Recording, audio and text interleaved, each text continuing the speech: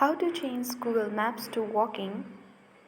Open the Google Maps and go ahead and find your destination, whether it is a store, cafe, or simply drop a pin where you want to go. On the top, you can see the search bar. You can simply write the direction or the destination where you want to reach.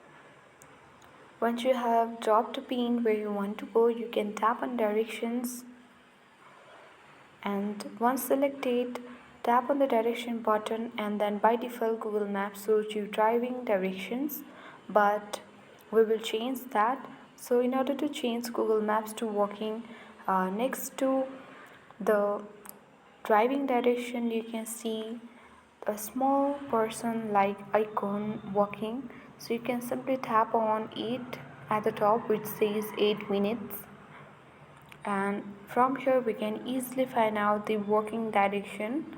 So this is how we can easily change Google Maps to walking, and by locating the direction we can easily reach to our destination. I hope this video was helpful. Thank you for watching and see you in the next video.